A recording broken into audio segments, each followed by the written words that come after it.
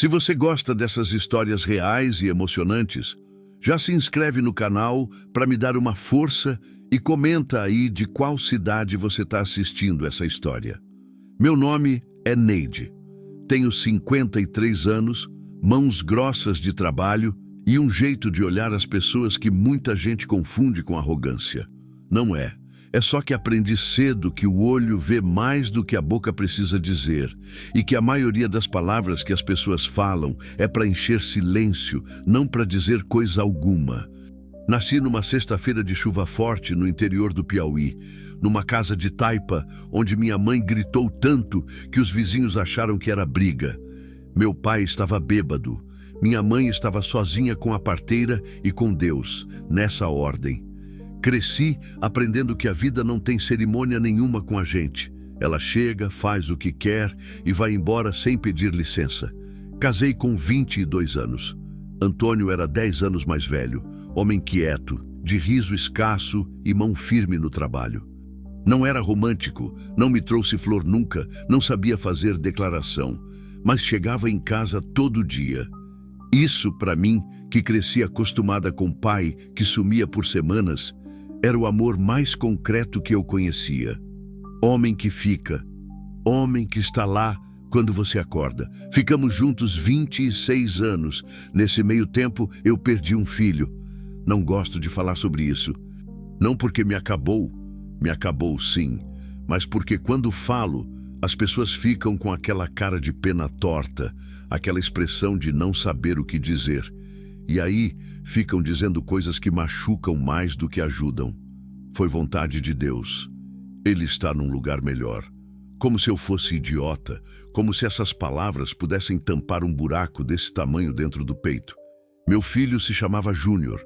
Tinha 7 anos quando a febre levou ele numa semana. A gente morava longe de cidade boa, longe de médico de verdade. E quando chegamos no hospital já era tarde. Antônio nunca disse que era culpa minha, mas eu carreguei esse peso assim mesmo, porque mãe sempre encontra um jeito de se responsabilizar por tudo que vai mal com o filho. Depois de Júnior, o casamento ficou diferente, não pior, não melhor. Ficou mais silencioso, como se os dois soubéssemos que tinha uma cadeira vazia na mesa que nenhum de nós dois ia conseguir preencher. A gente não tentou ter outro filho. Eu acho que tinha medo. Antônio nunca perguntou e eu nunca expliquei. Esse foi o tipo de coisa que a gente deixou guardada dentro de cada um, sem abrir, sem discutir, como uma gaveta trancada que os dois sabem que existe, mas nenhum tem coragem de mexer. Antônio morreu de infarto fulminante numa manhã de maio, enquanto capinava o lado de fora do curral. Eu estava na cozinha fazendo o café. Ouvi um barulho surdo. Pensei que tinha caído alguma coisa. Fui ver. Ele estava no chão, com o cabo da enxada ainda na mão. Já tinha ido. Tem gente que diz que quando perde alguém assim, de repente, fica aquela sensação de que a pessoa ainda está ali, sabe? Que você vira para contar uma coisa e se lembra, que acorda, achando que vai escutar a voz. Comigo foi diferente. Quando Antônio morreu, o silêncio que chegou era tão parecido com o silêncio que já tinha entre a gente que demorei dias para entender que era definitivo. Que aquela vez não era ele quieto no canto. Era ele ausente para sempre. O enterro foi grande. A família de Antônio era numerosa. 5 irmãos, cunhadas, sobrinhos, gente que eu mal conhecia pelo nome. Eles vieram todos, choraram muito, abraçaram uns aos outros. Eu fiquei no canto de preto, com as mãos no colo, recebendo abraços de pessoas que nunca tinham me visitado em vida. Aprendi que morte junta gente que vida não juntou, e que parte dessa gente não vai por amor, vai por curiosidade, por obrigação ou por interesse. Minha sogra nunca gostou de mim. Nunca disse isso com palavras, claro. Era do jeito que ela olhava quando eu falava, como se eu tivesse sempre errada em alguma coisa que ela não ia me explicar qual era. Era do jeito que ela elogiava as cunhadas na minha frente, comparando receitas, comparando filhos, comparando modos de ser esposa. Eu aprendi a ignorar, Aprendi a dobrar o orgulho e guardar. Mas orgulho dobrado não some. Ele só fica quieto esperando a hora. A hora veio no inventário. Antônio não tinha deixado o testamento escrito. A propriedade era grande, herdada do pai, e os 5 irmãos tinham direito à parte. Eu, como viúva sem filho vivo, fiquei em situação complicada. O advogado explicou os números com uma voz de quem está lendo bula de remédio, sem emoção nenhuma, sem olhar no olho. Os irmãos de Antônio tinham contratado outro advogado, que fez as contas de um jeito que eu não entendi completamente, mas que resultou naquilo que eu precisava entender. A casa, o gado, as máquinas, os móveis, a maior parte da terra. Tudo foi dividido entre eles. Para mim, coube o quinhão mais distante da propriedade. Um canto que ninguém queria. 3 hectares de terra seca, um casebre de paredes descascadas, cercas tortas que o vento já tinha começado a desmontar. E um poço de pedras velhas no meio do campo que, segundo os próprios cunhados, disseram rindo baixo, estava seco há mais de 40 anos.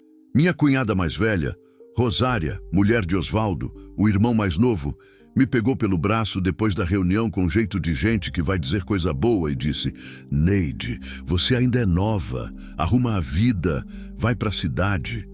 Com um sorriso na boca e crueldade nos olhos, que é a mistura mais perigosa que existe. Eu não respondi. Juntei os papéis, coloquei na bolsa, agradeci ao advogado e saí. Fui embora com o que cabia no meu único carro velho. Alguns pertences, roupas, uma panela que era minha antes mesmo de casar e uma caixinha de madeira onde eu guardo as fotos de Júnior. Não levei nada da casa grande que não fosse meu de antes. Não queria dever nada a ninguém.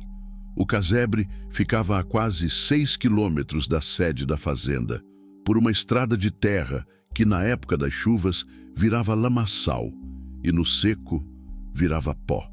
Quando cheguei lá com o carro, parei na frente da porteira torta e fiquei um tempo só olhando.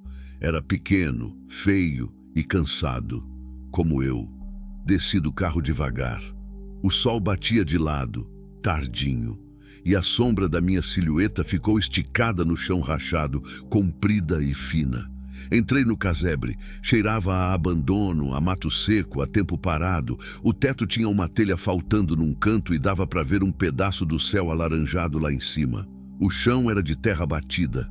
As paredes de tijolo sem reboco, com manchas de umidade antiga que já tinham secado e ficado como cicatrizes. Havia uma janela de madeira que não fechava direito. Uma pia de cimento. Um fogão a lenha enferrujado. Uma cama de ferro que alguém tinha deixado, talvez porque não valia o trabalho de carregar. Sentei na beira da cama e ouvi o vento entrar pelos vãos. Não chorei, não naquela hora. Fiz o que sempre fiz quando a vida me jogou no chão. Respirei fundo, contei até 3 na cabeça e comecei a pensar no que precisava fazer primeiro. Água. Precisava de água. A torneira da pia não dava nada. A canalização estava cortada ou quebrada, não sabia. Tinha trazido 2 garrafas no carro que usaria com cuidado. No dia seguinte teria que resolver isso. Naquela noite comi o que tinha trazido. Pão de saco, queijo, uma banana. Bebi água devagar, medindo. Deitei na cama de ferro com o colchão fino que também estava lá e olhei para o teto até o buraco da telha mostrar as primeiras estrelas. Foi aí que o medo veio. Não um medo de assombro, de barulho, de coisa de noite. Era um medo diferente, mais fundo. O medo de não dar conta, de ter chegado naquele ponto da vida, 53 anos, sem filho, sem marido, sem família que valha, sem dinheiro, sem água, e não ter força suficiente para levantar de novo. Esse medo não grita. Ele se instala devagar no peito, como água que infiltra em parede velha. Silencioso, persistente, destruidor. Fiquei deitada com aquilo por horas. E então pensei no Júnior. Pensei nele como sempre penso quando a noite pesa demais. Não no menino doente do hospital. Não na última imagem que tenho, mas no menino vivo de 7 anos que gostava de soltar pipa e que tinha o hábito de me puxar pela mão quando queria me mostrar alguma coisa.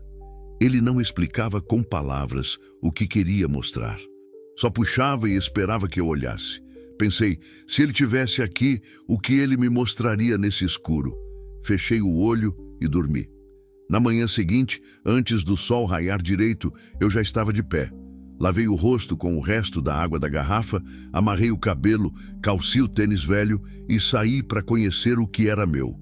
O campo era plano, meio ondulado em alguns pontos, com o chão rachado pelo sol e o capim seco amassado pelo vento. As 3 cercas tortas delimitavam o que era meu do que era dos outros. Caminhei por elas devagar, passando a mão nos mourões, sentindo onde estavam firmes e onde estavam podres. Mais da metade estava podre. No meio do campo, um pouco afastado do casebre, ficava o poço. Era largo, quase 1,5 metros de diâmetro, construído com pedras antigas, bem encaixadas, sem cimento, do jeito que se fazia antigamente. A boca era larga, protegida por uma borda de pedra que me chegava na cintura. Não tinha cobertura nenhuma. Havia uma estrutura de madeira velha que devia ter sustentado uma roldana algum dia, mas a madeira tinha apodrecido e tombado de lado. Me apoiei na borda e olhei para dentro. Escuridão. Peguei uma pedrinha e joguei. Esperei o som. Não veio som de água. Veio um baque seco, amortecido, de pedra batendo em terra ou lama endurecida. Os cunhados tinham razão. Parecia seco mesmo, mas alguma coisa me fez ficar ali 1 minuto a mais. Talvez o jeito que as pedras tinham sido postas com tanto cuidado, como se quem construiu aquilo acreditasse que valia o trabalho. Gente não constrói coisa assim para poço que não presta. Voltei para o casebre sem resposta, mas já com uma pergunta instalada na cabeça. Passei o restante da manhã organizando o pouco que tinha, arrumando o que dava para arrumar, listando o que precisava resolver com urgência. A lista era longa e os recursos eram quase zero. Tinha uma quantia pequena numa conta, o que sobrou depois das despesas do enterro de Antônio, que daria para uns 2 meses com muito cuidado. Peguei um papel e uma caneta e escrevi no topo, com letra firme: o que tenho. Embaixo listei: terra, casebre, poço, carro velho, mãos, tempo. Dobrei o papel e guardei no bolso. Não era muito, mas era meu, completamente meu. Sem cunhado, sem sogra, sem advogado, sem inventário. Sem ninguém que pudesse chegar e dizer que tinha mais direito do que eu. E às vezes, quando você perdeu tanto, o que sobrou é exatamente o suficiente para recomeçar. Na 3ª manhã, acordei com a garganta seca. Tinha racionado a água das garrafas com cuidado cirúrgico. Um gole aqui, meio copo ali, mas o calor do Piauí não negocia com ninguém, e o que eu tinha calculado para 3 dias durou 2. Ainda estava escuro quando abri os olhos, com aquela sede que não é só do corpo, é da alma também.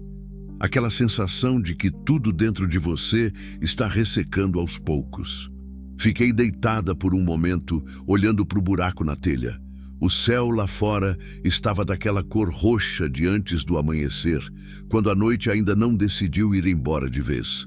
Ouvi o vento no capim seco, ouvi um carro passando longe, provavelmente na estrada principal, a quilômetros dali. Ouvi o silêncio que existe entre esses sons, que é o silêncio mais cheio que existe. Me levantei, sem pressa. Não tinha pressa para nada naquele lugar. Ninguém me esperava, nenhum compromisso, nenhuma obrigação de aparência. Isso era ao mesmo tempo um alívio e uma dor. A leveza de não ter que sorrir para ninguém e o peso de não ter ninguém para sorrir. Calci o tênis ainda no escuro, de memória, e saí. O campo estava frio naquela hora.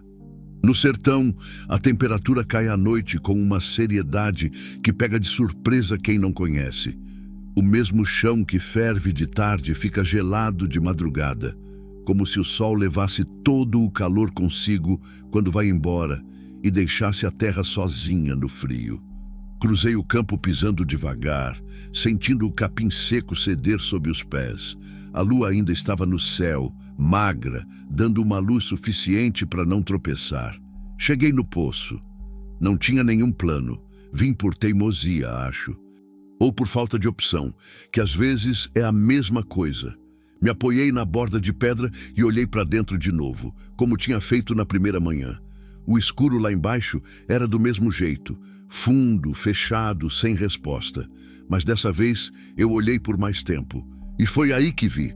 No fundo daquele escuro havia um brilho. Era fraco, quase nada.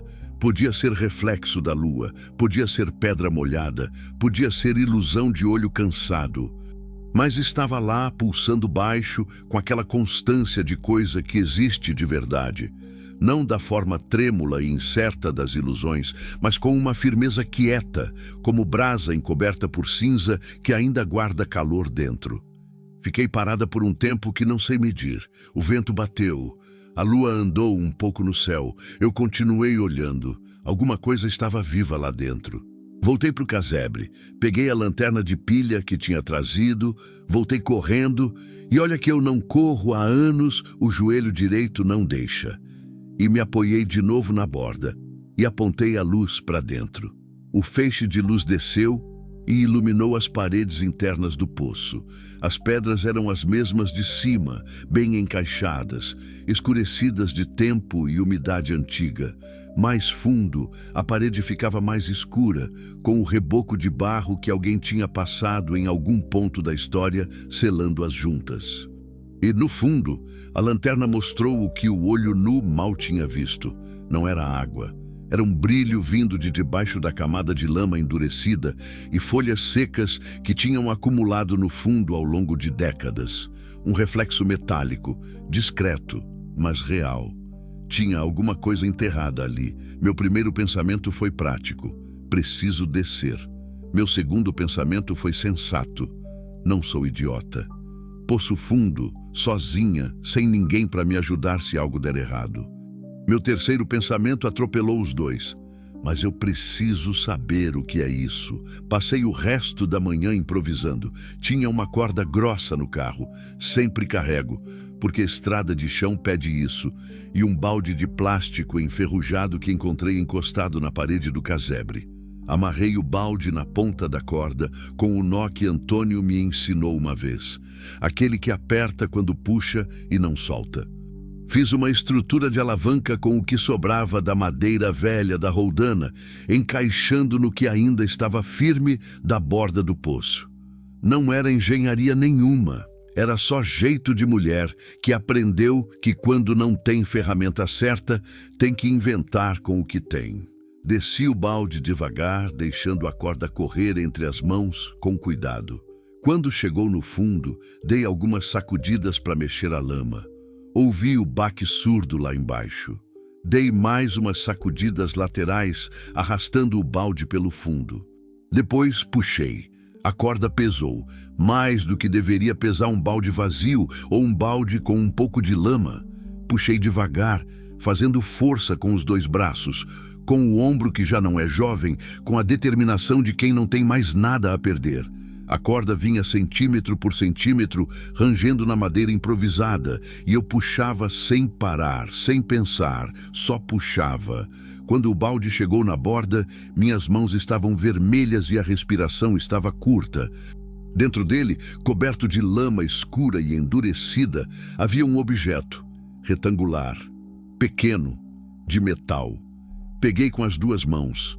Pesava mais do que o tamanho deixava achar. Carreguei até o casebre, coloquei na pia de cimento e fui buscando água de uma garrafa para lavar. Cada gota doía usar assim, mas tinha que ver o que era aquilo. À medida que a lama foi saindo, foi aparecendo uma caixa. Um cofre pequeno de ferro, com dobradiças escurecidas e um fecho enferrujado, do tipo que fecha com chave ou compressão. A superfície era lisa, sem enfeite, sem inscrição. Alguém tinha enterrado aquilo ali com intenção, com cuidado, com segredo. Tentei abrir na mão. O fecho estava travado pelo tempo, pela ferrugem, pela umidade de décadas. Não cedia. Peguei uma pedra grande do quintal e bati na dobradiça. Nada. Bati de novo. E de novo. E de novo. Com aquela raiva silenciosa que não é raiva do cofre, é raiva de tudo que aconteceu nos últimos meses. É raiva do inventário, da rosária com o sorriso de víbora, da cama de ferro, da sede, do buraco na telha, da cadeira vazia que nunca mais vai ser preenchida. Na quinta pancada, a dobradiça cedeu. A tampa não abriu de vez. Precisei forçar com a ponta de uma faca velha, levantando aos milímetros, mas quando abriu, abriu. Sentei no chão de terra batida e fiquei olhando o que tinha dentro. Não era ouro, não eram joias, era papel. Um maço de cartas dobradas, embrulhadas em pedaço de tecido escuro, um pano de algodão grosso que tinha protegido o papel da umidade melhor do que qualquer caixa de ferro sozinha conseguiria. E embaixo das cartas, um caderno de capa de couro, miúdo, do tipo que cabe no bolso de camisa, com as páginas amareladas e as bordas fragilizadas pelo tempo, mas com a escrita ainda visível. Peguei o caderno primeiro. Abri com cuidado, como se o papel pudesse desfazer entre os dedos. A letra era miúda, inclinada para a direita, do tipo que escola antiga ensinava. Na primeira página, em tinta já desbotada, mas legível, estava escrito: pertence a Manuel Custódio Ferreira, ano de 1931. Manuel Custódio. Eu conhecia esse nome. Antônio tinha falado dele uma vez, num daqueles raros momentos em que ele puxava conversa sobre a história da família. Era o bisavô. O primeiro da família a se estabelecer naquela terra, quando o Piauí era ainda mais seco e mais esquecido do que é hoje. Antônio falava dele com o tipo de respeito que se tem por alguém que nunca se conheceu pessoalmente, mas cuja sombra ainda cobre tudo. Virei as páginas com cuidado. Era um diário de anotações, não um diário íntimo de sentimentos, mas um caderno de lavrador, de homem que anotava o que precisava lembrar. Datas de plantio, marcações de chuva, nomes de pessoas que deviam favor, preços de semente, e em meio a tudo isso, anotações sobre o poço. Parei numa página marcada com um traço de lápis na margem. O veio de baixo ainda corre. Entupiu por causa das pedras que desceram com a chuva grande de março. Qualquer homem com paciência tira o entupimento e a água volta.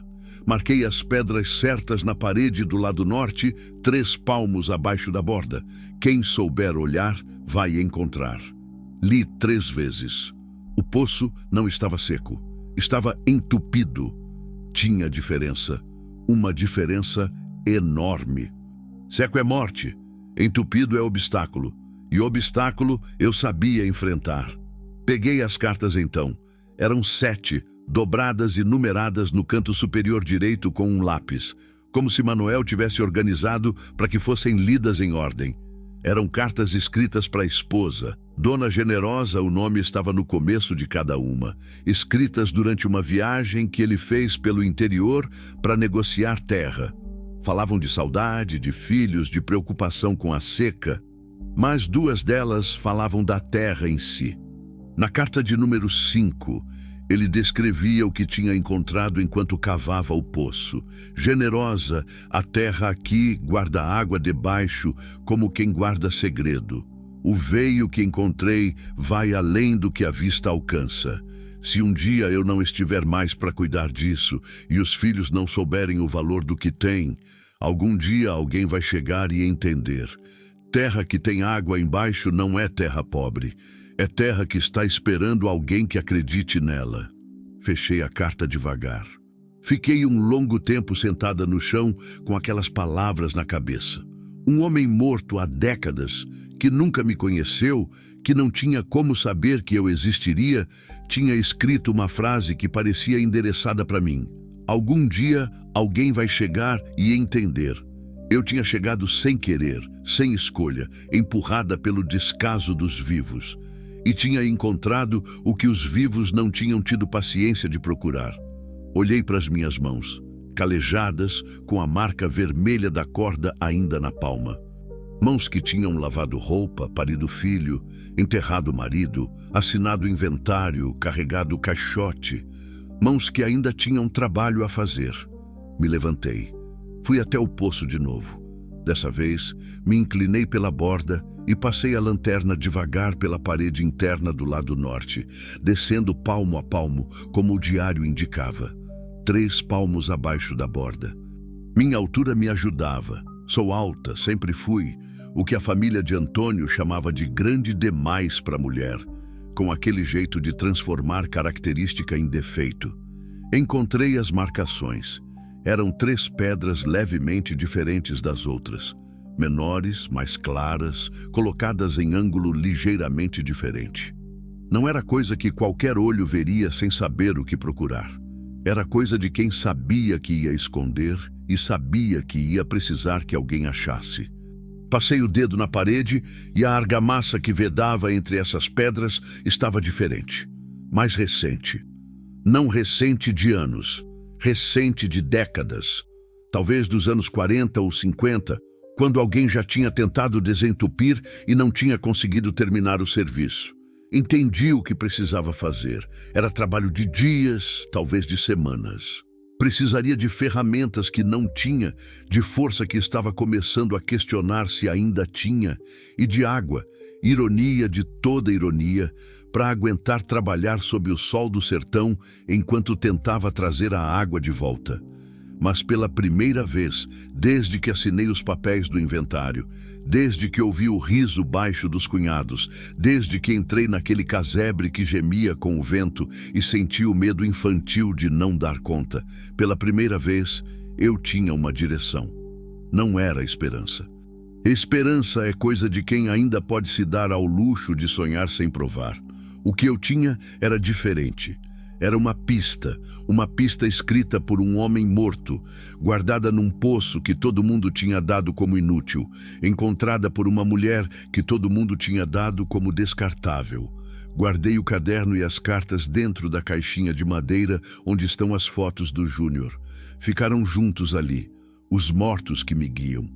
Depois peguei o papel que tinha escrito na primeira manhã, o que tenho, e acrescentei uma linha, uma nascente entupida que ainda está viva. Dobrei o papel, guardei no bolso e comecei a planejar. Tem um tipo de trabalho que o corpo faz enquanto a cabeça vai longe. Aprendi isso quando era menina, capinando quintal com minha mãe numa tarde de sol bravo. Minha mãe não era de conversa enquanto trabalhava. Ela entrava num estado que eu demorei para entender, uma espécie de silêncio habitado, onde o corpo seguia o ritmo da enxada e a mente ficava solta, passeando em lugares que o cotidiano não deixava visitar. Eu tentava imitar, mas era criança. Minha cabeça não parava quieta. Queria conversa, queria explicação, queria saber o porquê das coisas. Agora, 40 anos depois, eu entendia minha mãe completamente. Comecei o trabalho no poço numa segunda-feira, logo após o amanhecer, quando o sol ainda não tinha força total e dava para trabalhar sem sentir que estava sendo cozida por fora.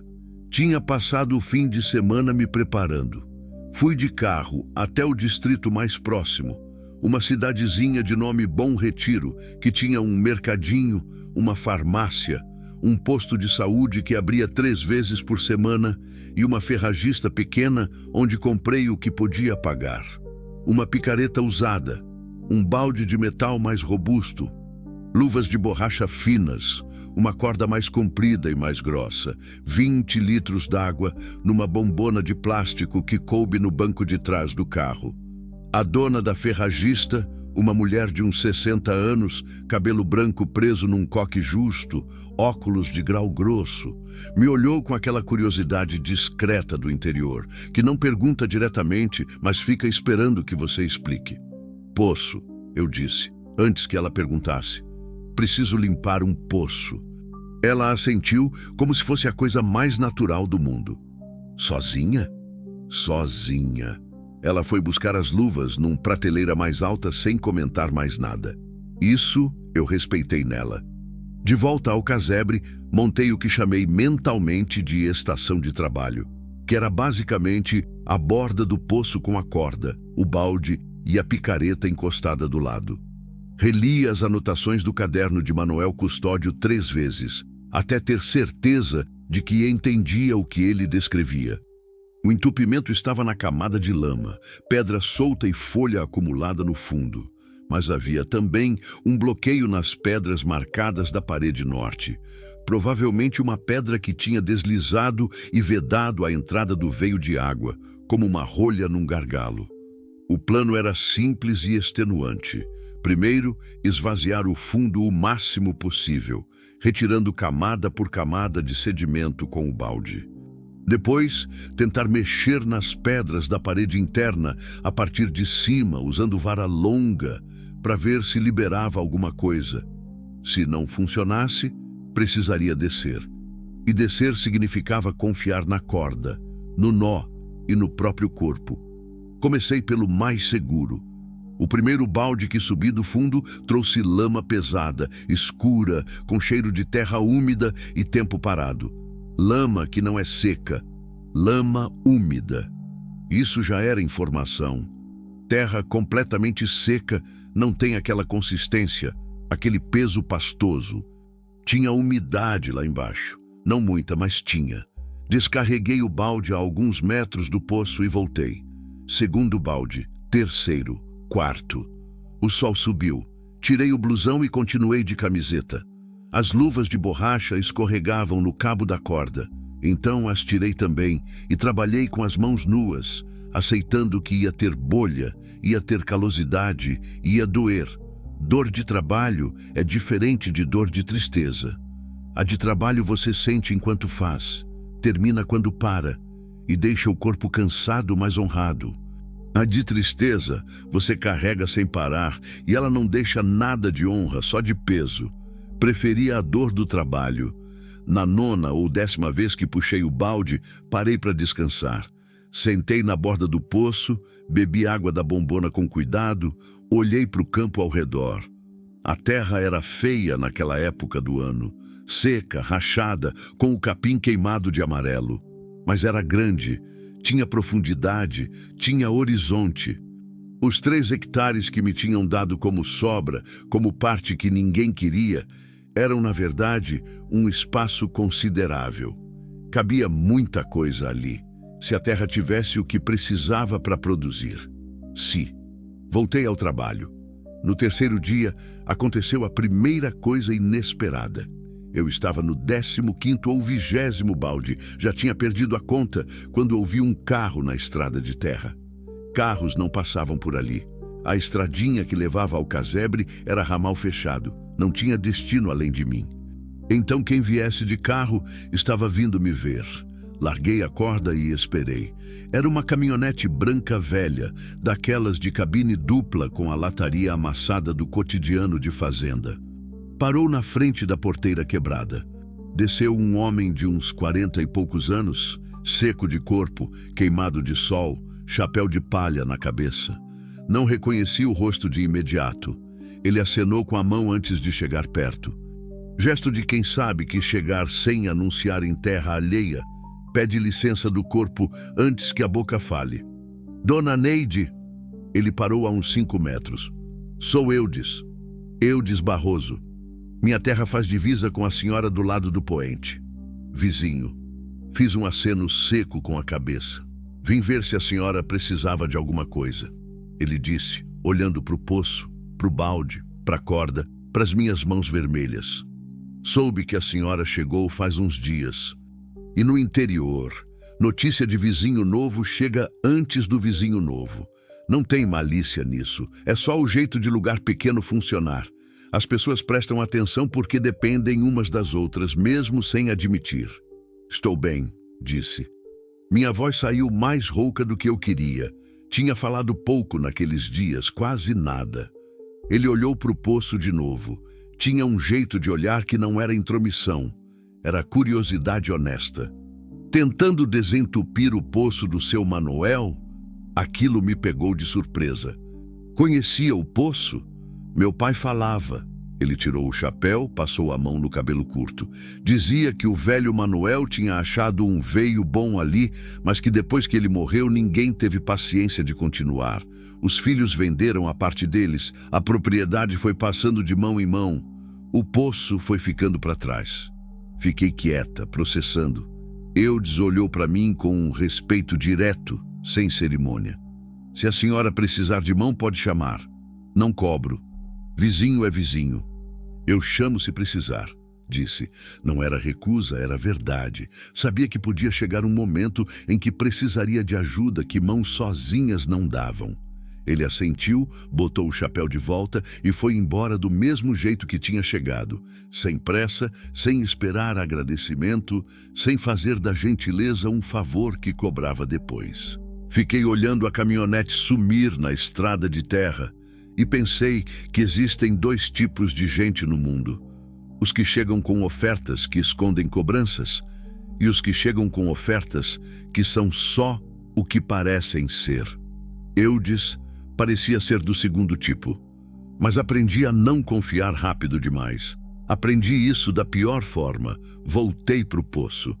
Na tarde do 5º dia, consegui baixar uma vara longa o suficiente. Juntei 2 cabos de vassoura com arame para chegar na altura das pedras marcadas na parede norte. Fui sondando, pressionando as pedras com a ponta da vara, tentando sentir qual delas tinha mobilidade. A segunda pedra marcada, a do meio, mexeu. Pouco, quase nada, mas mexeu. Meu coração acelerou. Continuei pressionando, com movimentos cuidadosos, laterais, tentando não empurrar para dentro, mas sim girar, soltar, criar espaço. A pedra resistia com a força de décadas de pressão e sedimento, mas cedia milímetro a milímetro, com uma relutância que parecia quase viva, como se estivesse decidindo se valia a pena ceder ou não. Passei mais de 1 hora naquilo. O sol ia baixando. Minhas costas gritavam. O ombro direito, que já não presta desde uma queda de cavalo que tive uns 10 anos atrás, latejava com vontade, mas eu não parei. Quando a pedra soltou, soltou de vez. Ouvi o baque lá embaixo. Depois, silêncio. Depois, e isso fez meu corpo inteiro parar, um som diferente, um som que não estava lá antes, um murmúrio, baixo, distante, mas inconfundível, o som que a água faz quando encontra caminho. Fiquei tão parada que parei de respirar por uns segundos só para ter certeza que não estava inventando, que não era o vento, não era o capim, não era meu próprio sangue nos ouvidos, não era nada disso. Era água, ainda longe, ainda pequena, mas estava vindo. Sentei no chão ali mesmo, com a vara longa atravessada no colo, e deixei o cansaço dos 5 dias pousar sobre mim de uma vez. Cansaço de corpo, de alma, de anos. Aquele tipo de cansaço que só vem depois que você termina alguma coisa. Porque enquanto você está no meio, o cansaço fica esperando educadamente, sabendo que não pode chegar antes do fim. Não chorei. Quase. Mas engoli. Como sempre engulo. Não por fraqueza, ao contrário, por um respeito antigo que tenho pelos meus próprios sentimentos, que aprendi a não desperdiçar em público, nem mesmo quando o público é só o campo aberto e o céu do fim de tarde. No 6º dia, acordei e fui direto ao poço antes mesmo de fazer café. O murmúrio estava mais forte. Desci o balde. Quando puxei, veio lama como sempre, mas desta vez a lama tinha outra consistência, mais úmida, mais fresca, como terra que acabou de receber chuva ao invés de terra que carrega seca de décadas. No 7º balde, veio lama com água misturada. No 10º, o balde veio com água turva, cor de argila, mas inegavelmente água. Fui tirando. Balde por balde, hora por hora, esvaziando e deixando a nascente trabalhar, porque nascente precisa de espaço para se estabelecer. Você não força, você abre caminho e espera. É a lógica mais antiga que existe. Força não traz água, paciência traz. No fim da tarde do 7º dia, abaixei a lanterna e olhei para o fundo. Havia um espelho de água lá embaixo. Não muito. 30, 40 centímetros talvez, mas limpo. Mais claro que a lama que tinha saído. Com aquela cor de água que vem de dentro da terra, que tem um peso diferente, uma temperatura própria, um sabor que cidade nenhuma em garrafa de verdade. Desci o balde uma última vez naquele dia, com aquela mistura de cuidado e emoção de quem está fazendo algo que não pode ser desfeito. Puxei devagar. O balde veio pesado de água. Coloquei na borda, mergulhei a mão dentro. Estava fria, muito fria, daquele frio de profundidade que a superfície nunca tem. Levei a mão molhada ao rosto. Fechei os olhos. Pensei no Manuel Custódio escrevendo no caderno em 1931. Terra que tem água embaixo não é terra pobre. É terra que está esperando alguém que acredite nela. Pensei no Júnior puxando minha mão, sem explicar, só mostrando. Pensei no Antônio quieto do jeito dele, que às vezes eu não entendia e que agora, sem ele, eu entendia demais. Pensei em mim mesma, Neide, 53 anos, mãos grossas, joelho ruim, cansada de uma forma que vai além do físico, ajoelhada na beira de um poço que todo mundo tinha dado por morto. E senti, pela primeira vez em muito tempo, que eu era exatamente onde precisava estar. Não era felicidade, era algo mais sólido que felicidade, era pertencimento, aquela sensação rara de que o lugar onde você está e a pessoa que você é combinam, sem sobra e sem falta. Fiquei ali até o sol acabar completamente. Depois entrei no casebre, esquentei feijão no fogão a lenha, comi com calma, lavei o prato com água do balde, minha água, da minha nascente, do meu poço, e deitei na cama de ferro. Dormi sem acorde aquela noite. O tipo de sono que vem depois de trabalho verdadeiro, sem culpa, sem pesadelo, sem aquela sensação de que alguma coisa ficou por resolver. Tudo que tinha que ser resolvido naquele dia, tinha sido. O poço estava vivo de novo. E eu também. Água não vem sozinha. Aprendi isso plantando anos atrás, quando Antônio me deixou cuidar de um canteiro de hortaliças nos fundos da casa grande. Pensei que bastava molhar, que a água era o começo e o fim da história. Mas água traz junto semente que vento carregou, traz inseto, traz pássaro que vem beber e deixa presente no solo, traz vida que você não chamou e que chega assim mesmo, porque vida reconhece onde tem condição de existir e vai para lá sem pedir licença.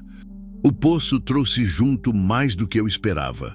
A notícia correu do jeito que notícia corre no interior, sem jornal, sem telefone tocado de propósito, só boca a boca pelo caminhar de gente que passa e comenta e passa adiante. Em menos de 2 semanas, 3 vizinhos diferentes apareceram na porteira. Não para pedir, pelo menos não diretamente. Vinham com o pretexto de apresentar, de cumprimentar, de trazer alguma coisa.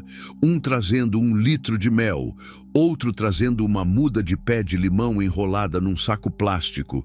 O terceiro sem nada nas mãos, mas com aquele jeito de quem veio checar o que estava ouvindo falar. Recebi todos os 3 na porteira. Não convidei para entrar. Não por falta de educação, por necessidade de espaço. Aquele casebre era o único lugar no mundo onde eu não precisava arrumar a face nem medir as palavras, e eu ainda não estava pronta para abrir isso para ninguém. Mas ouvi o que tinham a dizer. O que ficou na cabeça foi uma coisa que o segundo vizinho, um homem chamado Dário, que criava cabra a uns 2 quilômetros, disse quase de passagem, como se fosse observação sem importância.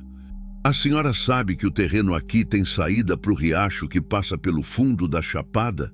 Seu Manuel usava esse caminho para negociar água com quem estava no seco. Antigamente, quem tinha água nessa região tinha moeda. Disse isso, recebeu meu aceno seco e foi embora. Fiquei com aquilo na cabeça por dias. A nascente crescia devagar, como tudo que vem de dentro da terra, sem pressa, mas sem parar. Cada manhã eu descia o balde e o volume de água era um pouco maior que o da manhã anterior. A coloração foi clareando progressivamente, do marrom argila do começo para um creme amarelado. E depois, na segunda semana, para uma transparência que me surpreendeu. Era uma água muito boa. Bebi dela no 10º dia, com um cuidado que era parte prudência e parte cerimônia. Fervi primeiro, porque não sou tola, mas depois que esfriou e levei o copo à boca, soube que era boa, antes mesmo de qualquer análise. Tem um sabor que água de cidade não tem. Mineral, limpa, com aquele frescor que vem de profundidade real, não de tratamento químico. Aquela água ia mudar tudo, mas antes de mudar tudo precisava mudar o que estava mais perto, o casebre. Passei os dias seguintes alternando entre cuidar do poço, tirando os últimos resquícios de sedimento, verificando o fluxo, limpando a borda de pedra e começando a atacar as urgências do casebre. A telha faltando era a mais crítica. Qualquer chuva que viesse, e no Piauí, chuva quando vem de repente e sem medida, ia entrar diretamente sobre a cama. Subi no telhado com uma cautela que o joelho reclamou toda a subida. A estrutura estava razoável, melhor do que parecia de baixo. Faltavam 2 telhas, não uma como eu tinha contado. Substituí com telhas que achei empilhadas na parte dos fundos, embaixo de um monte de capim seco, provavelmente deixadas por quem tinha construído ou reformado o lugar alguma vez. O fogão a lenha funcionava, descobri, depois de limpar o cano de saída de fumaça que estava entupido de fuligem. Fiz o primeiro café decente no 8º dia, e aquela xícara simples, café preto, sem açúcar porque tinha acabado, com água do meu poço, teve um gosto que nenhum café que eu tomei em mesa farta teve antes. A pia de cimento recebeu uma conexão improvisada que Eudes me ajudou a fazer quando apareceu de novo na 2ª semana. Dessa vez, trazendo junto um pedaço de mangueira e 2 cotovelos de cano que disse ter sobrado de uma obra em casa. Deixei ele entrar dessa vez. Trabalhamos sem muita conversa. Ele é do tipo que mede 2 vezes antes de cortar e não fica perguntando confirmação de coisa óbvia, o que respeito muito. Em 2 horas, tinha uma ligação funcional do balde elevado que improvisamos com um caixote de madeira até o cano da pia. Não era encanamento de verdade, era solução de interior que funciona porque foi pensada por quem conhece o que tem disponível. Quando terminou, Eudes lavou as mãos na pia e testou o fluxo sem comentar. Depois falou: "A terra da senhora tem uma inclinação boa para o lado leste. Se a senhora plantar naquele canto, com essa água, qualquer coisa cresce." "Qualquer coisa como o quê?" perguntei. Ele pensou um segundo. "Coentro, cebolinha, pimentão, tomate, coisas que vendem rápido na feira de Bom Retiro. Feira é toda quinta." Não respondi de imediato. Ele não esperou resposta, apenas acenou com a cabeça, pegou as ferramentas e foi embora. Mas eu ouvi. Havia uma tensão que eu carregava naquelas semanas, que não era o cansaço do trabalho físico, nem a solidão do lugar. Era outra coisa. Era a consciência de que os cunhados existiam a 6 quilômetros dali, na Casa Grande, vivendo com o que era para ser meu também, e que mais cedo ou mais tarde alguma coisa ia acontecer entre nós. Não sabia se seria uma visita, uma exigência legal, uma provocação, mas sabia que aconteceria. Pessoas que pensam que deram o descarte definitivo em alguém não conseguem ficar quietas quando esse alguém mostra que não se deixou descartar. Veio no 18º dia. Osvaldo, o cunhado mais novo, marido da Rosária de Sorriso de Víbora, apareceu sozinho numa tarde de terça. Veio de caminhonete nova, que era tão óbvia no meio daquela estrada de terra quanto seria uma gravata num rodeio. Desceu com o chapéu na cabeça e as mãos nos bolsos, aquele jeito de quem tenta parecer casual, mas está medindo tudo. Fiquei onde estava, encostada na borda do poço, com o balde na mão, e o observei chegar. "Neide." Ele parou a 3 metros. "Como está?" "Estou", disse, que era resposta e não era ao mesmo tempo. Ele olhou para o poço. Olhou para as mudas que eu tinha plantado no canto leste. 5 fileiras ainda tímidas, começando a mostrar verde no marrom da terra. Olhou para a corda, para o balde, para o casebre com a telha nova. Eu vi o momento exato em que ele entendeu. Não foi rápido.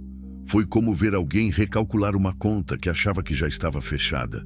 Um ajuste na mandíbula, um pisco de olho, um enrijecimento nos ombros. Desentupiu o poço, ele disse. Não era pergunta. Desentupiu, confirmei. Silêncio. Papai sempre dizia que aquele poço não prestava, ele falou com aquela voz de quem está tentando diminuir o que está vendo sem parecer que está tentando. O pai de Antônio talvez não tivesse lido o caderno do bisavô, respondi. Disse isso com calma, sem veneno. Veneno gasta energia que eu não tinha para desperdiçar. Osvaldo me olhou com um tipo de expressão que eu conhecia bem. A expressão de homem que não está acostumado a ser surpreendido por mulher, especialmente por mulher que ele tinha classificado como problema resolvido. Tem algum problema legal com esse poço? Ele tentou manter o tom neutro. A demarcação do terreno está registrada. Interrompi. Comprei a planta do cartório na semana passada. O poço está 2 metros dentro da minha cerca. Pode conferir. Tinha comprado. Tinha conferido. Tinha feito justamente porque sabia que essa conversa ia acontecer. Ele ficou quieto por um momento que era mais longo do que deveria ser. Depois assentiu com aquele aceno de quem está encerrando uma linha de raciocínio internamente sem mostrar o resultado. Só vim ver como estava, disse.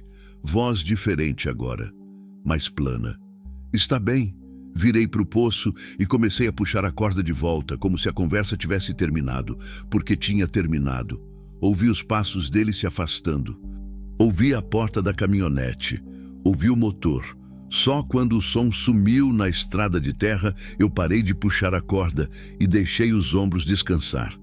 Meu coração estava mais acelerado do que eu tinha deixado mostrar.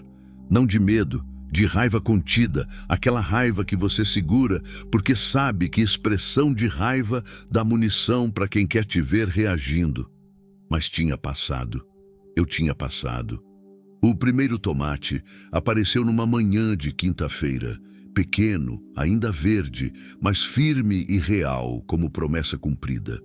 Fiquei parada na frente dele por mais tempo do que faz sentido ficar parada na frente de um tomate. Mas é que não era só um tomate. Era a prova de que a terra, com água, respondia. Que o que Manuel Custódio escreveu em 1931 era verdade verificável, não poesia de homem saudoso. Que eu tinha feito algo que produziu resultado. Naquela tarde, fui a Bom Retiro e comprei mais sementes. Cebolinha, coentro, pimentão, jiló, quiabo. Comprei também uma enxada nova. Não porque a velha que tinha não servisse, mas porque enxada nova numa horta que está começando a viver tem um significado que vai além do utensílio. É declaração de intenção. É dizer, eu fico. Na volta, passei na frente da ferragista e a dona de cabelo branco estava varrendo a calçada. Ela me viu, levantou a mão num cumprimento breve. O poço deu certo? Chamou. Deu, respondi pela janela do carro. Ela assentiu com aquela satisfação discreta de quem vendeu ferramenta para trabalho que valeu a pena. Na noite do 21º dia, sentei na soleira do casebre depois do jantar. O céu do sertão à noite é uma coisa que cidade nenhuma oferece. Sem luz artificial competindo, as estrelas aparecem em quantidade que parece exagero, como se o universo estivesse mostrando serviço. Fiquei olhando por um tempo com a xícara de café esfriando na mão, ouvindo o som da terra naquela hora. Grilos, vento suave, algum bicho passando longe no capim. Pensei em como a vida tem uma lógica que a gente não enxerga enquanto está dentro da dor. Quando o advogado leu o inventário e os cunhados receberam a casa, o gado, as máquinas, eu pensei que tinha sido a perda final, a última de uma série comprida. Júnior, Antônio. E agora a própria casa, a própria história de 26 anos, jogada fora como sobra. Mas o que eles me deram como descarte era o único pedaço da propriedade que tinha água verdadeira embaixo. Não sei se tem ironia nisso ou justiça. Talvez as duas coisas juntas, embaralhadas, como costuma ser. O que sei é que o poço estava vivo, a horta estava crescendo, o casebre tinha telha nova e pia com água correndo. E eu, Neide, 53 anos, mãos calejadas e joelho ruim, estava sentada na soleira de um lugar que era completamente meu, olhando para as estrelas com uma quietude no peito que não era resignação. Era outra coisa. Era a sensação, estranha, nova, quase desconhecida, de estar construindo alguma coisa que não dependia de mais ninguém. Nem de marido, nem de família, nem de herança justa, nem de pena de ninguém. Só de mim, de uma nascente antiga e de um homem morto que teve o cuidado de escrever o que sabia para quem viesse depois e precisasse. Terminei o café já frio. Entrei, fechei a porta de madeira que agora fechava direito depois de ajustar a dobradiça e fui dormir. Amanhã tinha muito trabalho ainda e pela primeira vez em muito tempo eu estava com vontade de fazer. Tem uma diferença entre sobreviver e viver que eu demorei décadas para entender. Sobreviver é o que eu tinha feito nos últimos anos com Antônio, não por culpa dele, não por culpa minha, mas porque a gente tinha construído uma vida funcional em cima de uma dor que nunca enterrou direito. A dor do Júnior ficou entre a gente como água parada debaixo de assoalho. A casa estava de pé, parecia seca, mas o cheiro de umidade estava sempre lá para quem parasse de andar e ficasse quieto o suficiente para sentir. Viver é diferente. Viver é quando você acorda de manhã e tem uma razão que você mesmo criou, não uma razão que alguém te deu ou que a obrigação te impôs. Viver é quando o trabalho do dia tem consequência no dia seguinte e você consegue enxergar essa consequência com os próprios olhos. A horta me ensinou isso. Na quinta-feira da quarta semana, fui pela primeira vez à feira de Bom Retiro. Levei pouca coisa, não tinha muito ainda. Um molho de coentro, 2 de cebolinha, 6 pimentões que tinham amadurecido mais rápido do que eu esperava, e um caixote com os primeiros tomates, ainda com aquela imperfeição bonita de tomate que cresceu sem hormônio, sem uniformidade forçada, com o tamanho que a planta decidiu dar.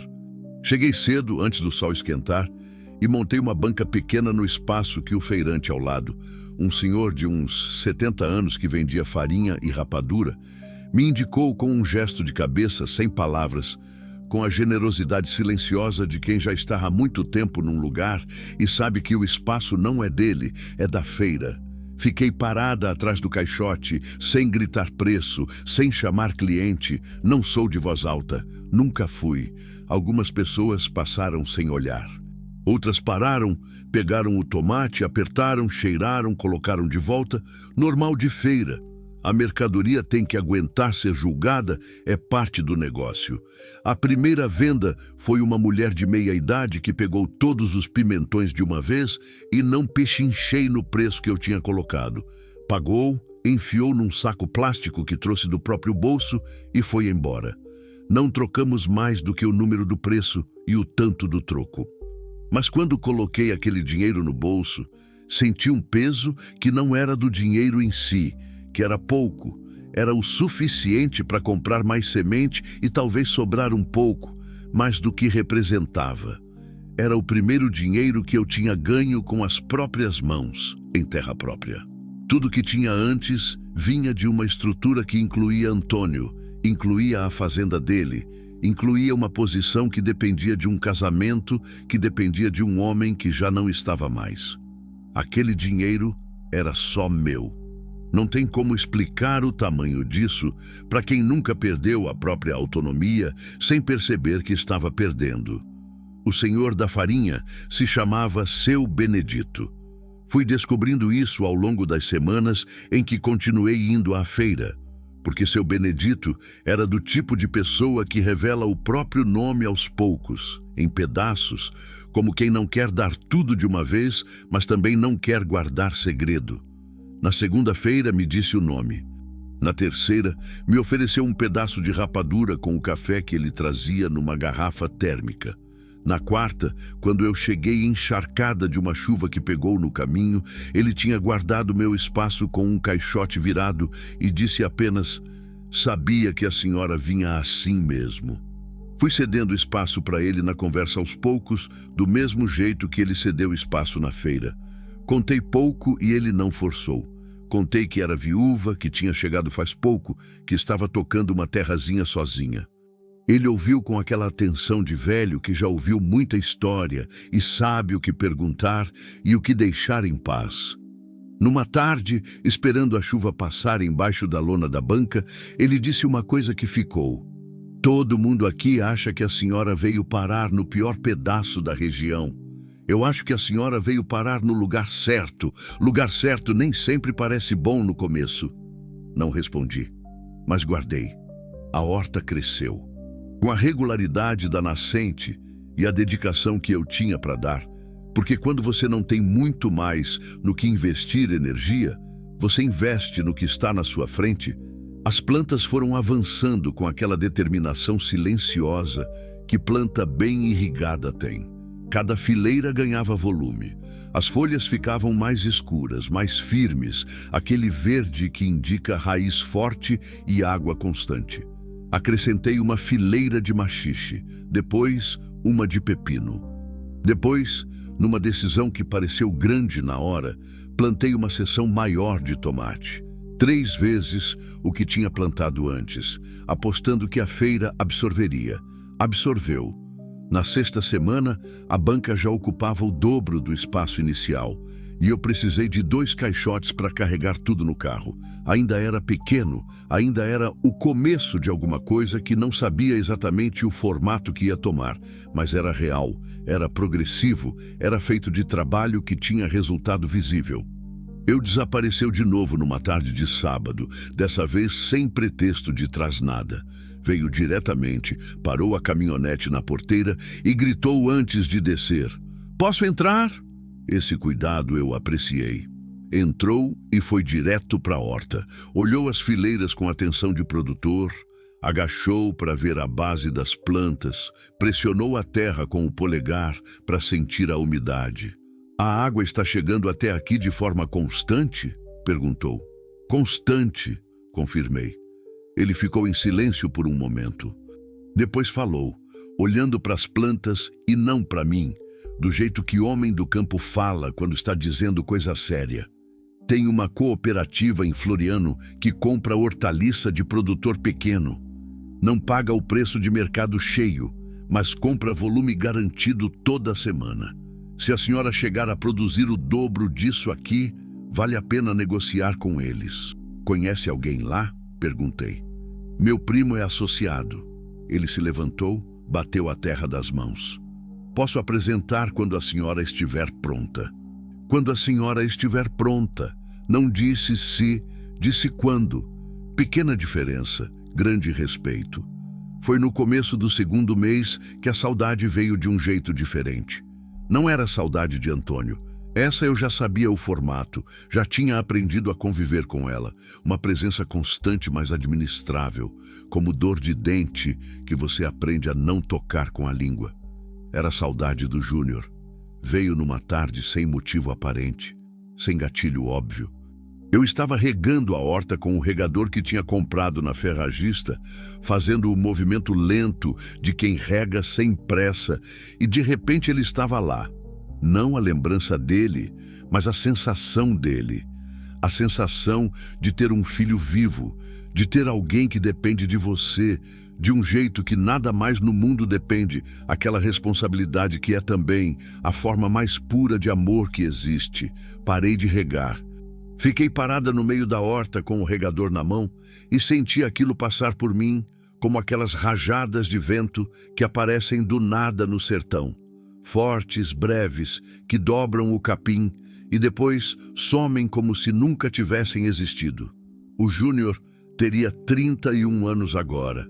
Pensei nisso às vezes, o que ele teria sido. Pensei com cuidado, sem me machucar de propósito, mas sem fugir também. Ele era um menino de curiosidade fácil, do tipo que parava para olhar qualquer bicho que encontrasse no caminho, que tinha paciência com coisa pequena que criança costuma passar por cima. Teria sido um homem bom. Tenho certeza disso, com a certeza que não precisa de prova. Terminei de regar, guardei o regador. Entrei no casebre, abri a caixinha de madeira, peguei a foto que mais gosto dele, ele com 6 anos, de bermuda azul, com aquela expressão de quem acabou de descobrir alguma coisa e está prestes a te chamar para ver. E fiquei olhando por um tempo. Depois, guardei de volta. E voltei para a horta, porque era lá que eu precisava estar. O casebre foi mudando aos poucos, com aquela lentidão que transformação real tem. Repintar não tinha sentido ainda. Tinta custa e havia prioridades mais urgentes. Mas o espaço foi ficando mais habitado, que é diferente de decorado. Uma prateleira de madeira que Eudes me ajudou a pregar na parede da cozinha. Um canteiro de manjericão na janela, plantado num lata de tinta velha que achei no quintal. A mesa pequena que comprei de segunda mão em Bom Retiro, que coube exatamente no espaço entre a pia e a janela que não fecha completamente. Pequenas coisas. Coisas de quem está fazendo morada, não de quem está de passagem. Uma tarde, lavando louça na pia, olhei pela janela e vi a extensão do campo, a horta verde no canto leste, o poço ao centro com a borda de pedra reluzindo no sol da tarde, as cercas que ainda eram tortas, mas que eu tinha reforçado com arame novo, onde estava mais fraco. Era feio ainda, era humilde com vontade, mas era vivo. E tinha sido eu que tinha trazido essa vida de volta. Não herança, não dinheiro, não homem, não sorte. Trabalho, teimosia. E um caderno de 1931, que esperou quase 100 anos pelo par de mãos certo. No 50º dia, aconteceu algo que não estava no meu plano. Eudes chegou num fim de tarde trazendo junto uma mulher que eu não conhecia. Jovem, uns 25 anos, talvez menos, de cabelo escuro preso atrás, olheiras fundas. Um menino de uns 3 anos no colo que dormia com aquele peso mole de criança que se rendeu ao sono em qualquer lugar. Eudes apresentou. Minha sobrinha veio de São Raimundo com o menino. Precisa de lugar por alguns dias. Olhei para a jovem. Ela me olhou de volta com aquele olhar que reconheço. Não de pedido, não de pena de si mesma, mas de alguém que passou por coisa séria e ainda está processando em pé, porque sentar para processar é luxo que a situação não oferece. Tinha um roxo velho no pescoço, já amarelecendo, e um jeito de segurar o menino que era proteção e cansaço misturados. Não perguntei nada. Pode entrar, disse. Elas entraram. O menino continuou dormindo no colo dela, nem acordou com a transferência de colo para a cama quando ela colocou ele no quarto. Eu fiz café. A jovem, que depois fui saber que se chamava Sônia, sentou na mesa pequena com as mãos em volta da xícara e ficou quieta por um tempo que eu respeitei completamente. Eudes foi embora logo depois, sem explicação adicional, sem criar obrigação de palavras. Apenas foi como quem cumpre a parte que é sua e deixa o resto para quem sabe fazer. Fiquei eu e Sônia na cozinha pequena, com o som do menino respirando no quarto e o vento lá fora e o cheiro de café. Ela não falou da vida. Eu não perguntei. Mas quando terminou o café, ela levantou, lavou as próprias xícaras e perguntou: "Tem alguma coisa que eu possa fazer para ajudar aqui?" Olhei para as mãos dela. Jovens, mas com calosidade que mão jovem demais para ter. Mãos que conheciam trabalho. "Amanhã cedo tem que regar a horta", disse. Ela assentiu. E assim, sem cerimônia, sem contrato, sem explicação que as duas precisaríamos de mais do que aquele momento oferecia, Sônia ficou.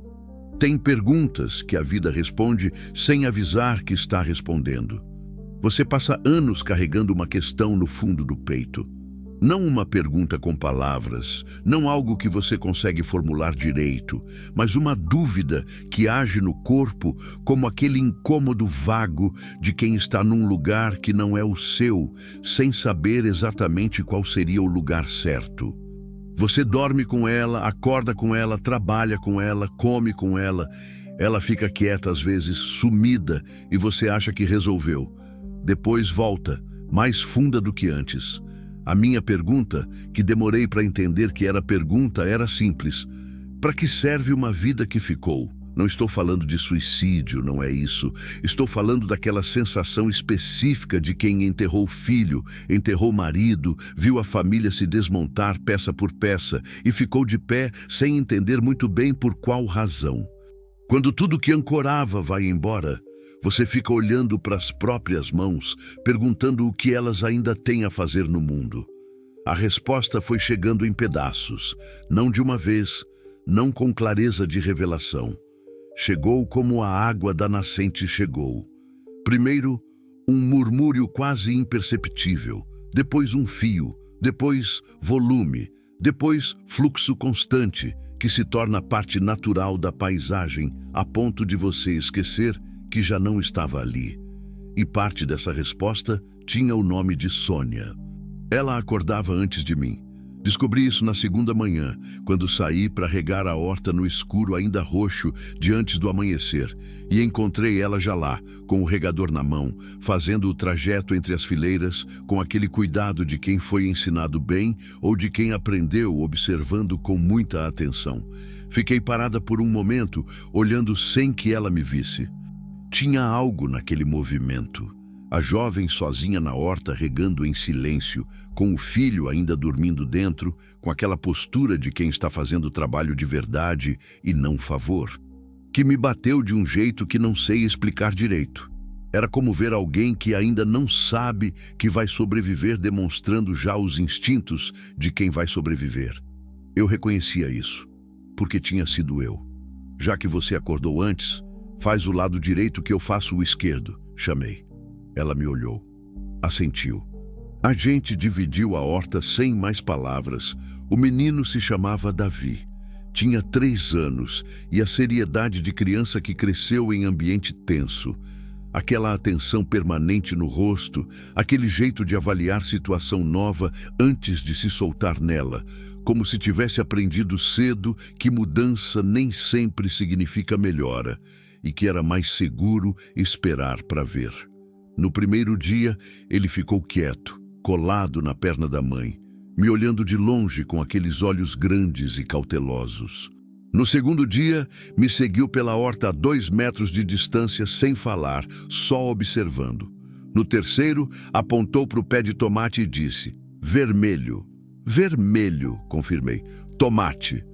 "Tomate", ele repetiu com aquele sotaque de criança que transforma qualquer palavra em coisa nova.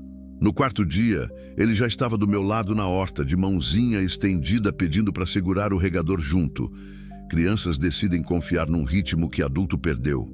Rápido, mas não tolo. Elas sentem o que o corpo da outra pessoa carrega. Se carrega ameaça, elas recuam. Se carrega segurança, elas chegam. Não tenho ilusão de que fui especial com o Davi. Fui apenas alguém que não representava perigo. E para a criança que viu o que ele provavelmente viu, isso já era suficiente para abrir espaço. Deixei ele regar um pedaço. Ele regou com uma concentração de quem está realizando tarefa importante. Depois me olhou para ver se tinha feito certo. "Ótimo", disse. Ele sorriu com o corpo inteiro, daquele jeito que só criança sorri, sem reserva nenhuma, sem calcular o quanto pode mostrar. Tive que virar o rosto para o outro lado por um segundo. Não porque doeu do jeito bom, que é o jeito que a gente esquece que dor pode ter. Sônia foi contando a história em pedaços ao longo dos dias, do jeito que história de sofrimento costuma ser contada. Não em linha reta, não do começo para o fim, mas aos fragmentos, quando a confiança vai permitindo que um pedaço saia de cada vez. O marido tinha a mão pesada. Isso ficou claro antes que ela dissesse com palavras. O roxo no pescoço, o jeito que ela encolhia quando algum barulho vinha de fora, a forma como ficava de costas para a porta nunca por muito tempo. Tinha saído depois de uma noite que ela descreveu apenas como a última vez que eu achei que podia aguentar mais uma. Pegou o Davi dormindo, uma sacola, e foi embora de madrugada para a casa da vizinha, que ligou para o Eudes, que era primo distante dela, que foi buscar. Não tinha para onde ir de verdade. A família dela era do interior de São Raimundo, longe, e havia complicações que ela não detalhava, mas que eu entendia. Família de mulher que apanha muitas vezes não é porto seguro. É mais um lugar onde a vergonha da situação pesa sobre ela, não sobre quem bateu. Ouvi tudo isso sem interromper, sem dar conselho que não foi pedido, sem fazer aquela cara de pena torta que eu mesma odeio receber. Ouvi com o respeito que se tem por história de alguém que aguentou mais do que deveria ter sido pedido para aguentar. Numa tarde ela perguntou: "A senhora acha que eu devia ter ido antes?" Fui honesta. "Acho que você foi quando conseguiu. Não existe hora certa para ir. Existe hora que o corpo decide que chega." Ela ficou quieta pensando nisso. "Minha mãe disse que eu tinha que aguentar por causa do Davi." Ela disse depois: "Que filho precisa de pai? Filho precisa de paz", respondi. "Pai que machuca a mãe não dá paz. Tira." Sônia olhou para mim com aquela expressão de quem ouviu coisa que precisava ouvir há muito tempo e não sabia que precisava. Não disse mais nada. Eu também não. Às vezes, a conversa mais importante que você tem com alguém é a que tem mais silêncio do que palavra. Nas semanas seguintes, o casebre ficou pequeno do jeito certo. Pequeno de vida dentro, não de abandono. Pequeno de 2 pratos na mesa, ao invés de um, de vozes que não eram só o vento, de passinho de criança no chão de terra batida, que agora tinha um tapete de sisal, que seu Benedito me deu de presente numa quinta-feira de feira, dizendo que estava sobrando em casa. Sônia trabalhava sem precisar ser pedida. Tinha um instinto de organização que eu não tenho. Ela via bagunça onde eu tinha parado de ver, porque quando você vive sozinha por tempo suficiente, você calibra o olho para o que considera aceitável e para de enxergar o resto. Ela reorganizou a cozinha de um jeito que fez sentido imediato, aquele tipo de reorganização que você olha e pensa: como isso não estava assim antes? Em troca, eu ensinei o que sabia da terra. Mostramos juntas como a nascente funcionava, expliquei o caderno do Manuel Custódio, que ela ouviu com atenção genuína. Ensinei a diferença entre regar de manhã e regar de tarde. E por que importa? Ela absorvia rápido, não do tipo que memoriza regra, mas do tipo que entende princípio e aplica com julgamento próprio. Numa tarde, enquanto transplantávamos mudas de pimentão para uma fileira nova que estávamos abrindo, ela disse: "Isso aqui é maior do que parece de fora." "O terreno?" perguntei. "Tudo." Ela olhou para o campo, para o poço, para o casebre. "A senhora chegou aqui com nada e fez isso." "Não vim com nada", corrigi. "Vim com mãos e com teimosia. Às vezes é o suficiente." Ela sorriu de lado. "É mais do que muita gente tem." Eudes voltou numa manhã de sábado com uma proposta. A cooperativa de Floriano tinha interesse. O primo tinha passado o contato. Queriam conversar com produtores da região que tivessem nascente própria e produção regular. Exatamente o que eu tinha. Sentamos na mesa pequena, Eudes, Sônia e eu, com café e os números que eu tinha anotado nas últimas semanas. Produção, venda na feira, custo de semente, custo de manutenção. Sônia, que eu tinha descoberto que tinha feito 2 anos de contabilidade antes de largar por causa do marido, pegou o papel com naturalidade e começou a organizar enquanto a gente conversava. Foi nesse momento que entendi que não era por acaso que ela estava ali. Não digo isso no sentido religioso. Não sou mulher de atribuir tudo a Deus como forma de não pensar. Digo no sentido prático. Ela tinha chegado no momento em que eu precisava do que ela tinha, e eu estava no momento em que ela precisava do que eu tinha. Isso não é mistério, é vida funcionando da forma que funciona quando você está no lugar certo e de olho aberto. A reunião com a cooperativa ficou marcada para 2 semanas depois. Quando Eudes foi embora, Sônia colocou o papel de volta na mesa e disse: "Se fechar esse contrato, vai precisar de mais mão aqui."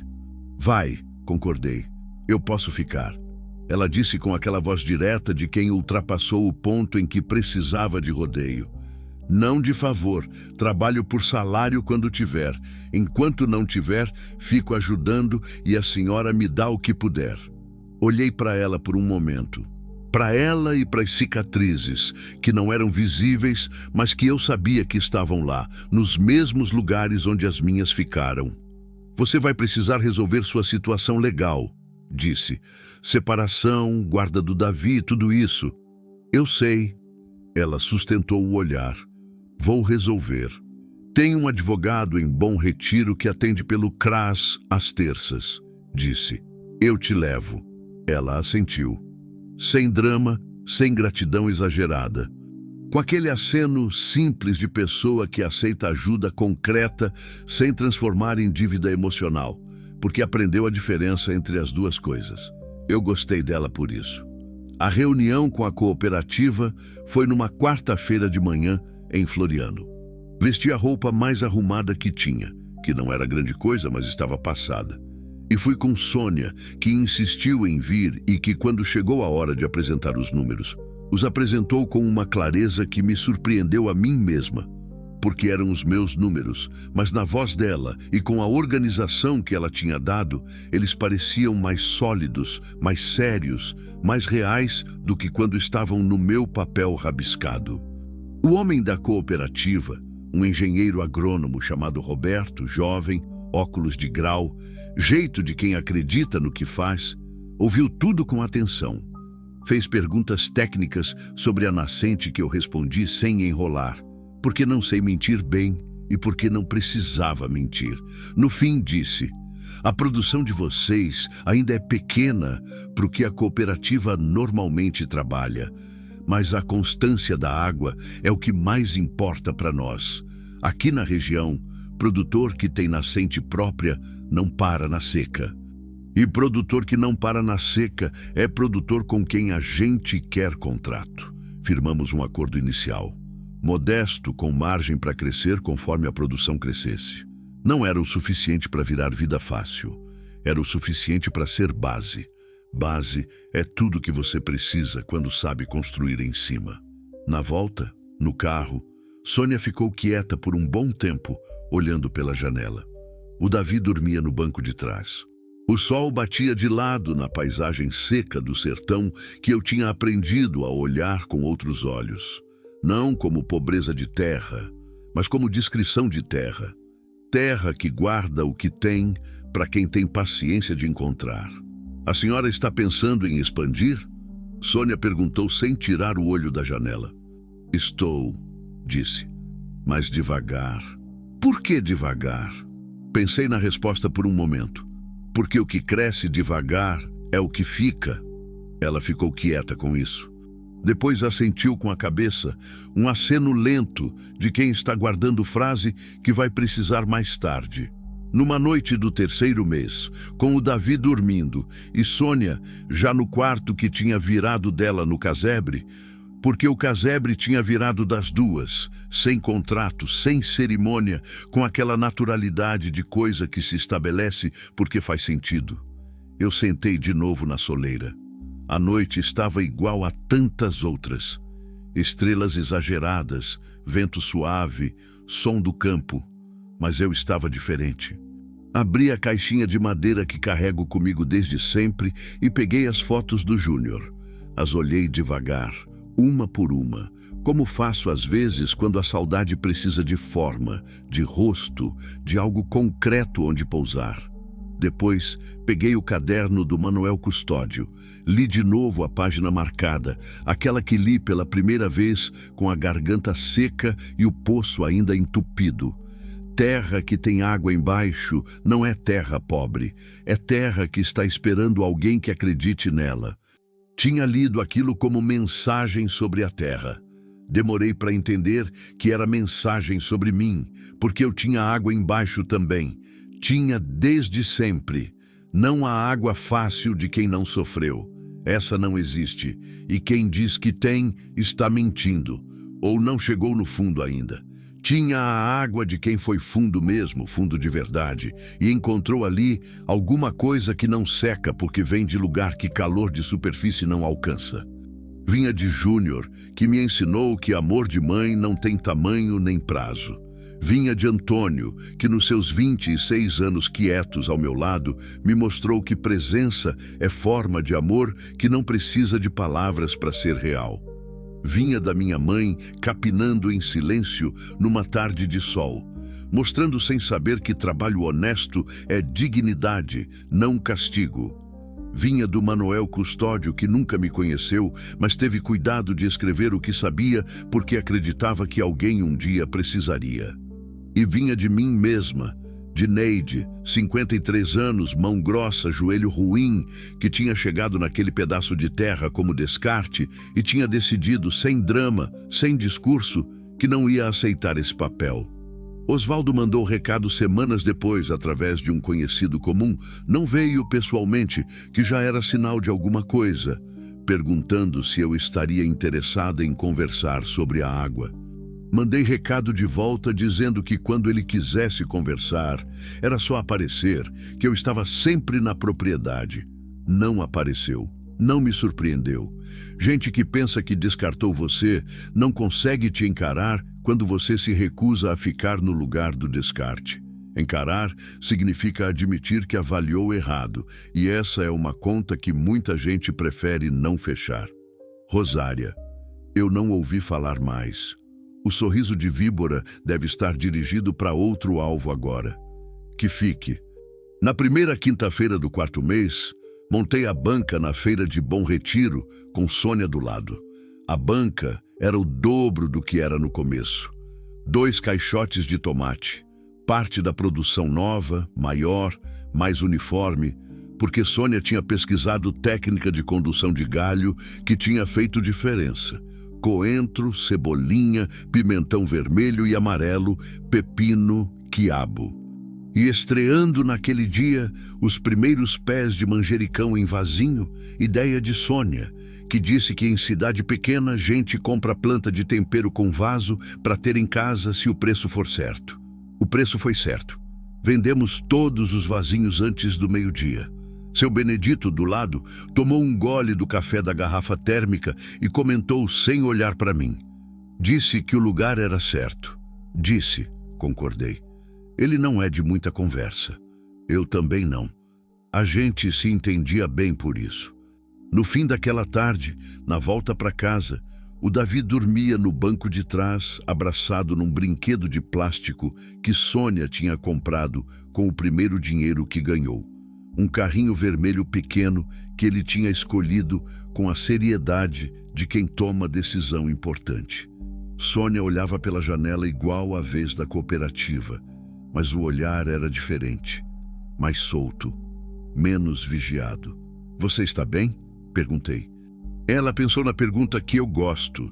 Gente que pensa antes de responder tudo bem é gente que está realmente avaliando. Estou melhorando, disse. É diferente de estar bem, mas é mais honesto. É, concordei. Melhorando é o processo, bem é o destino, e destino demora. Ela sorriu. Aquele sorriso dela que ainda tem cautela dentro, mas que está aprendendo a aparecer. Quando cheguei em casa naquela tarde, antes de entrar, fiquei um momento parada na frente do poço. O sol estava abaixo daquele lado, aquela luz de fim de tarde que pega tudo de viés e faz até coisa feia parecer ter alguma beleza escondida. A borda de pedra do poço reluzava um pouco nessa luz. A corda pendurada, o balde de metal ao lado, a estrutura nova de roldana que Eudes tinha ajudado a montar, tudo estava lá, funcional, simples, sem pretensão. Me apoiei na borda e olhei para dentro. Não vi escuridão dessa vez. Vi o espelho de água lá no fundo, refletindo um pedaço do céu alaranjado do fim de tarde. Via a minha própria sombra dobrada na borda, inclinada sobre o poço. Via o movimento leve da superfície da água, aquela vibração constante de nascente que não para. Pensei em quantas pessoas tinham passado por aquele poço ao longo de décadas e tinham olhado para o fundo e visto apenas escuridão e inutilidade. O pai de Antônio, os irmãos, os poceiros que tiveram a terra antes. Todos tinham olhado e concluído: não tem nada aqui. Às vezes, o que está no fundo não aparece para todo mundo. Aparece para quem chega no momento certo, com a necessidade certa, com a disposição de abaixar o rosto na beira e olhar de verdade, mesmo quando tudo indica que não vai ter o que ver. Não fui especial por ter encontrado a nascente. Fui persistente. Fui tímida de esperança, mas teimosa de braço. Fui a mulher que não tinha mais nada a perder e que, por isso, paradoxalmente, tinha tudo a ganhar. Porque quem não tem nada a perder não tem medo de fazer o trabalho feio. O trabalho que sangra a mão. O trabalho que ninguém vê. E debaixo do trabalho feio, às vezes, tem água limpa. Entrei no casebre. Sônia já estava na cozinha, aquecendo o feijão. O Davi tinha acordado no caminho do carro para dentro e estava sentado no tapete de sisal com o carrinho vermelho, fazendo aquele barulho de motor que criança faz com a boca, com uma seriedade absoluta. Coloquei a bolsa da feira em cima da mesa. Fui lavar as mãos na pia. Minha pia, com minha água da minha nascente, e enquanto lavava, olhei pelo vidro pequeno da janela para o campo, já escurecendo lá fora, para o poço, que era uma silhueta escura no meio do campo, para as fileiras da horta que amanhã precisariam ser regadas cedo. Muito trabalho ainda, sempre ia ter muito trabalho ainda. Mas agora era trabalho com direção, era trabalho que produzia, que alimentava, que crescia. Era trabalho que no fim do dia me deixava cansada do jeito bom. Aquele cansaço de quem usou o próprio corpo para construir alguma coisa que não existia antes. O feijão está quase, disse Sônia. Tá bom. Me sequei as mãos. Tem arroz? Tem. E fiz farofa com os ovos que a galinha botou hoje. A galinha era a novidade da semana anterior. 3 galinhas caipiras que um vizinho tinha trazido de presente sem ser pedido. Só apareceu com uma gaiola na caçamba da caminhonete e disse que sobraram da criação dele. Agora viviam no fundo do quintal com aquela desenvoltura de galinha que sabe que tem espaço. Vida chama vida. Essa é a lei mais simples que existe. Sentei na cadeira. Davi veio até a minha perna com o carrinho na mão, levantou os olhos e mostrou o carro sem dizer nada, do jeito que criança mostra coisa que importa. Não para aprovação, mas para compartilhar. Inclinei o corpo para ver de perto. Bonito, disse. Ele sorriu igual aquele jeito de sorrir dele, com o corpo inteiro. Pensei no Júnior. Pensei nele sem a dor aguda de sempre, e sim com aquela saudade que começa a virar parte do amor ao invés de parte da perda. Aquela transformação que demora anos e que você não percebe acontecendo, só percebe quando já aconteceu. Ele teria gostado daqui, tenho certeza disso. Teria corrido na horta, teria atirado pedra no poço para ouvir o baque, teria segurado a mão do Davi e mostrado alguma coisa no chão.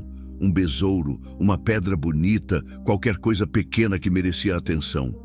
Isso ele fazia. Pegava a minha mão e mostrava. Olhei para a mão aberta do Davi, segurando o carrinho vermelho. Olhei para as minhas próprias mãos na mesa e entendi, naquele momento simples, naquela cozinha pequena que cheirava a feijão e a lenha, com o campo escuro lá fora e o poço no meio guardando a nascente que nunca tinha secado de verdade. A vida que ficou não é a vida que sobrou, é a vida que continuou. Com outros braços, outros rostos, outras manhãs de regar horta e outros fins de tarde de contar dinheiro de feira. Com trabalho que sangra a mão e resultado que aparece devagar, do jeito que resultado real aparece. com saudade que dói, mas que também aquece, porque saudade de pessoa boa é a prova de que você amou de verdade.